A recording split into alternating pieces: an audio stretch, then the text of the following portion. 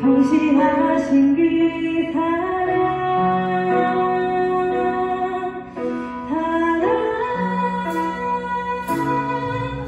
그 사랑 날 위해 죽으신 날 위해 다시 예수 그리스도 다시 오실 그 사랑 죽음도 생명도 천사도 하늘의 어떤 권세도 끊을 수 없는 영원한 그 사랑 예수. 아버지 사랑 내가 노래해. 아버지 사랑 내가 노래해. 아버지 은혜 내가 노래해. 그 사랑 변함없으신 거짓없으신 성실하신 그 사랑 사랑할 때 꺾지 않으시는 꺼져가는 그 불 끄지 않는 그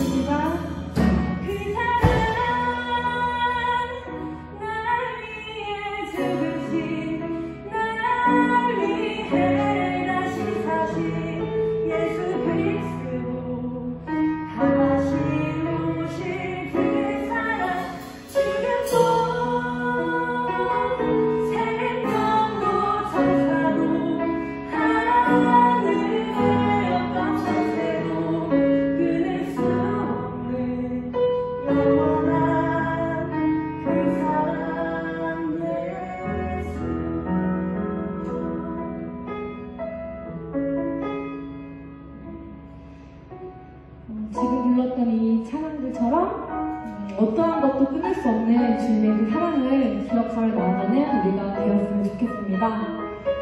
그리고 주님께서 다시 오시는 그날까지 우리가 주님을 항상 사랑하고 주님을 놓지 않으며 항상 주님께 기도하며 나아가는 이 중보의 친구의 되기를 진심으로 바랍니다. 우리 다 함께 이 시간 주님이 다시 오실 그날을 항상 기대하는 우리의 모습이 되게 해달라고, 그때까지나 언제까지나 주님을 사랑하는 우리의 모습이 되게 해달라고 우리 다 함께 이 시간 전심으로 기도하시겠습니다. 기도하시겠습니다.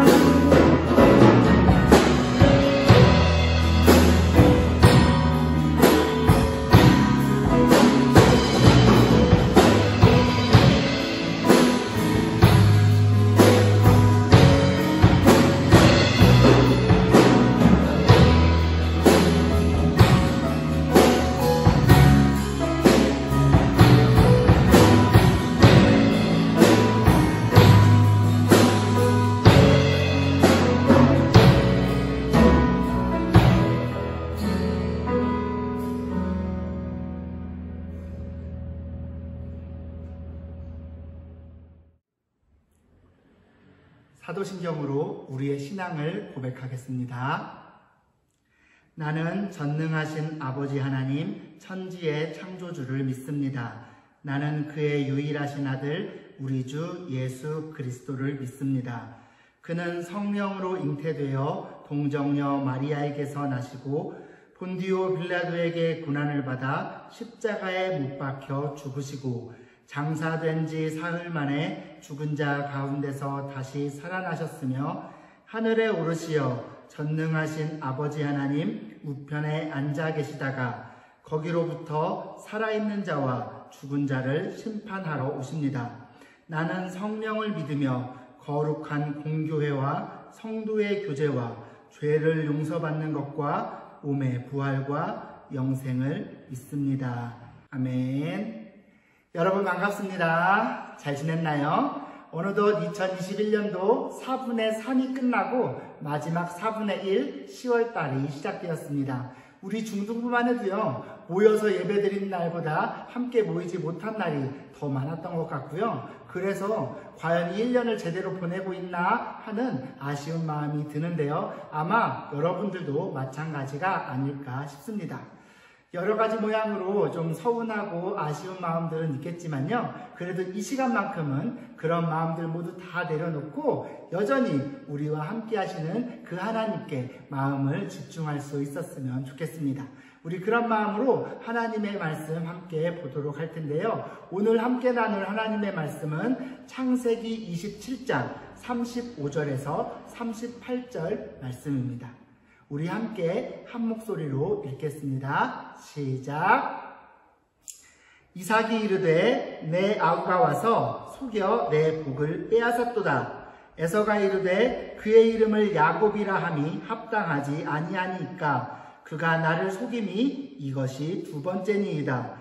전에는 나의 장자의 명분을 빼앗고 이제는 내 복을 빼앗았나이다. 또 이르되 아버지께서 나를 위하여 빌 복을 남기지 아니하셨나이까.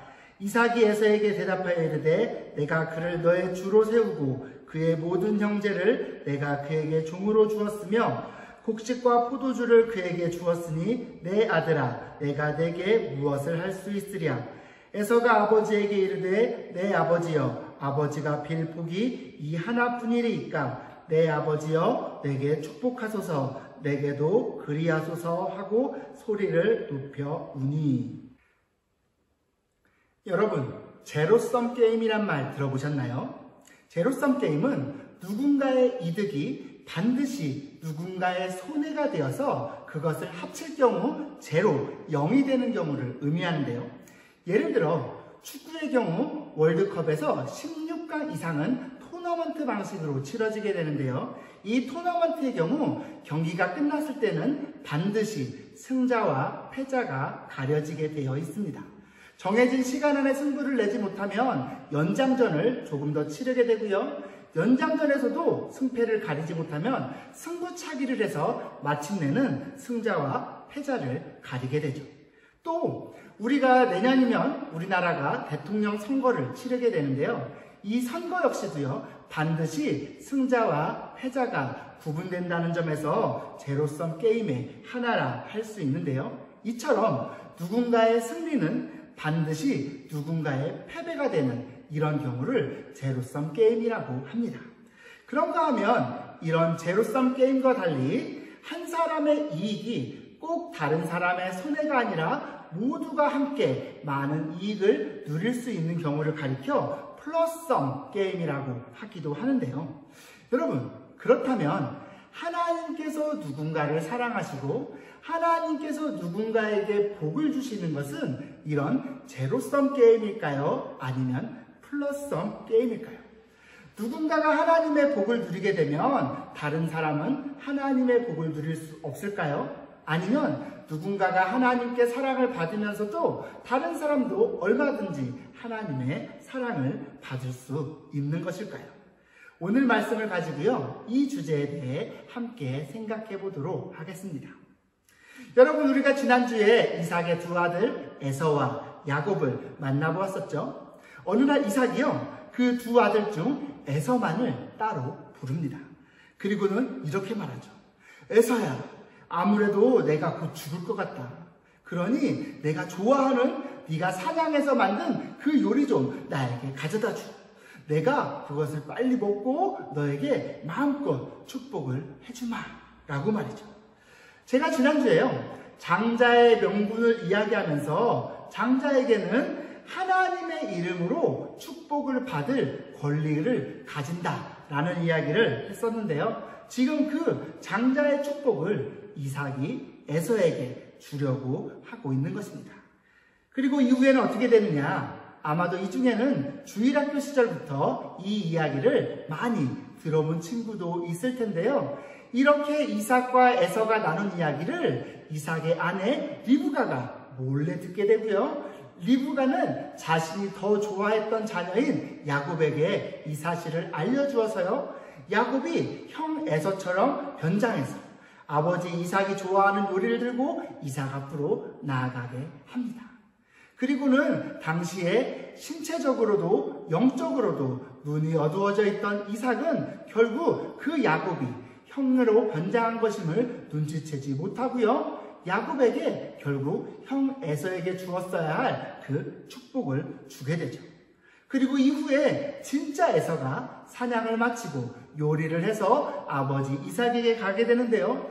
당연히 이삭은 깜짝 놀라며, 아니 네가 에서면 너보다 먼저 왔던 그 사람은 대체 누구냐? 내가 그 사람에게 다 축복했으니 그가 반드시 복을 받을 것이다 라고 이야기를 하고요. 에서가 울면서 아버지 그러지 마시고 나에게도 좀 축복을 해주세요 라고 이야기한 이유가 우리가 앞서 읽은 오늘 본문의 이야기입니다. 그렇게 오늘 본문 36절과 37절의 말씀을 보면요, 이런 말이 등장하는데요. 에서가 말하길 아버지께서 나를 위하여 빌 복을 남기지 아니하셨나이까? 라고 하고요. 이삭은 내 아들아 내가 내게 무엇을 할 수 있느냐? 라고 이야기하기도 하죠. 이 두 말이 모두 무슨 말이냐? 하나님의 복은 그 양이 정해져 있어서 누군가가 그 복을 받았다면 다른 누군가는 이제 더 이상 그 복을 받을 수 없다. 원래 이 사람의 것이라 한들 누군가가 그것을 빼앗아 갔다고 하면 이제 더 이상은 어떻게 할 수 없다라고 이야기를 하고 있는 것이죠.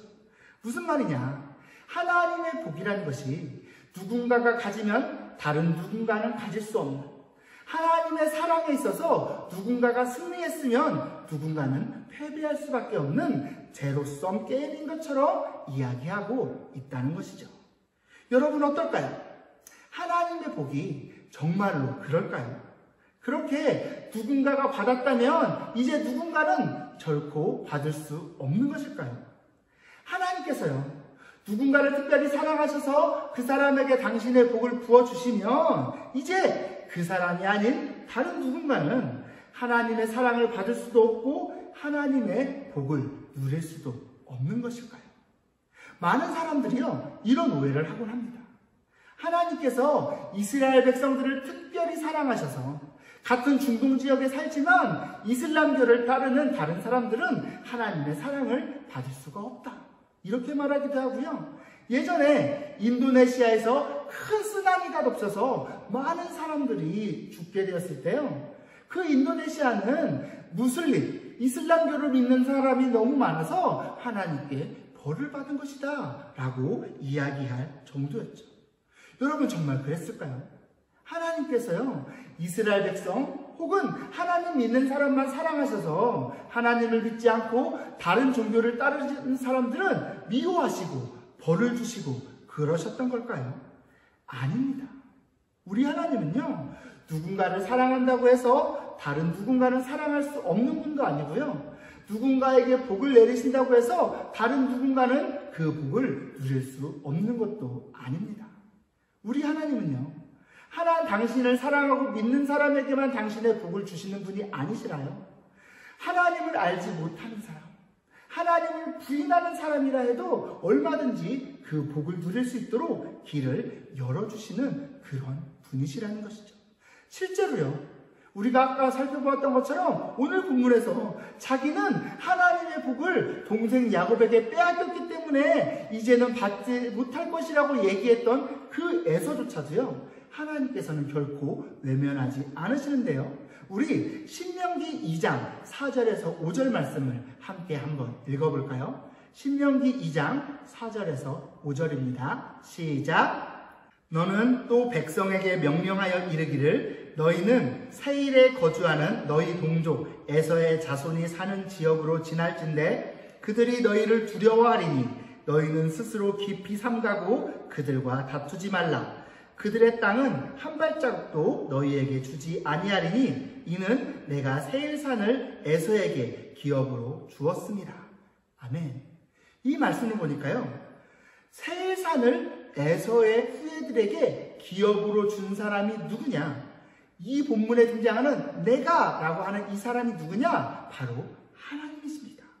물론 하나님께서요, 아브라함과 이삭을 통해 주셨던 약속은 야곱에게 흘러가서 야곱의 후손들이 그 약속을 이루게 되도록 하셨지만요, 그렇다고 해서 에서는 버리신 것이 아니었고요, 에서에게도 나름의 복을 허락하셨는데요. 나는 야곱을 선택했으니 더 이상 너에게는 줄 것이 없다. 너는 내 복을 누릴 자격이 없다. 라고 외면하시거나 버리신 것이 아니라 에서에게도 에서만의 기업을 허락하셨던 것이죠. 이처럼 우리 하나님은요, 누군가를 사랑하셔서 복을 주시더라도요, 다른 사람도 얼마든지 사랑하시고 복을 주실 수 있는 분이십니다. 우리 하나님이요, 여러분 우리 중등부 친구들을 정말 사랑하시지만요, 그 말이 여러분만 사랑하고 아직 하나님을 알지 못하는 다른 친구들은 하나님의 사랑 안으로 들어올 수 없다는 말이 결코 아니고요. 나는 신입교회 중등부 친구들을 사랑해야 하니 너희들한테는 줄 사랑이 없다 라며 다른 친구들은 외면하시는 분이 아니시라는 것이죠. 그렇게 모든 사람들을 사랑하실 수 있고 모든 사람에게 당신의 복을 부어줄 수 있는, 실제로 그렇게 모든 사람들이 당신의 사랑과 복을 누리길 원하시는 분이 바로 우리 하나님이신 겁니다. 그래서요, 저와 여러분이 그런 하나님을 믿는다면 우리는 그 하나님을 나만의 하나님으로 결코 가지고 있을 수가 없습니다. 나 한 사람 하나님 믿고 나 한 사람 구원받고 나 한 사람 복받는 것으로 멈출 수 없는 것이죠. 왜요? 그건 하나님을 특별한 누군가에게만 복을 내리시는 분, 특별한 누군가만을 사랑하시는 분으로 왜곡하는 것이고요. 그렇게 하나님의 사랑을, 아니 하나님을 작은 분으로 축소하는 것과 같기 때문이죠. 하나님을 향한 올바른 믿음이라 할 수 없는 것입니다.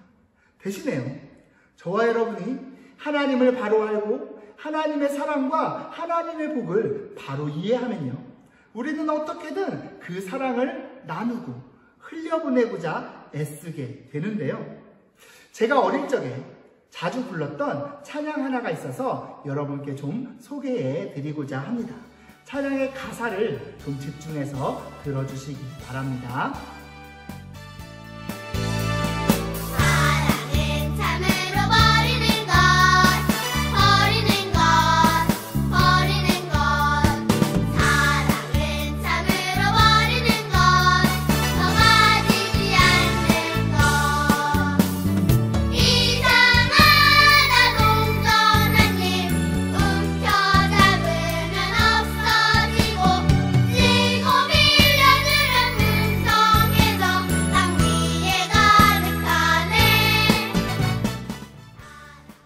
여러분, 이 찬양의 가사처럼요, 하나님의 사랑은 참 이상해서요, 그걸 나만 가지려고 움켜쥐면요, 금세 나에게서도 없어져 버리지만요, 우리가 그 사랑을 나눠주고 흘려보내면요, 그 사랑은 넘치도록 풍성해져서 온 땅에 가득하게 됩니다. 그런 특별한 사랑이 바로 하나님의 사랑이죠. 이처럼 하나님의 사랑, 하나님의 복은 누군가가 누리면 누군가는 누릴 수 없는 그런 제로섬 게임이 아니라 모두가 함께하면 함께할수록 더 많이 누릴 수 있고 점점 더 커져가는 그런 플러스섬 게임 같은 것이죠. 그래서요, 저와 여러분이 하나님을 바로 안다면, 하나님을 바로 믿는다면 우리는 어떻게든 그 사랑으로 다른 사람들을 섬기고 사랑하면서 더 많은 사람들이 하나님의 사랑과 복을 누리도록 할 것입니다. 왜요?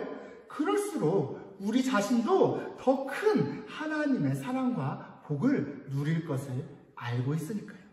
그렇게 많은 사람들이 하나님을 알고 많은 사람들이 하나님의 복을 누리도록 하는 것이 하나님의 뜻임을 알고 있으니까요.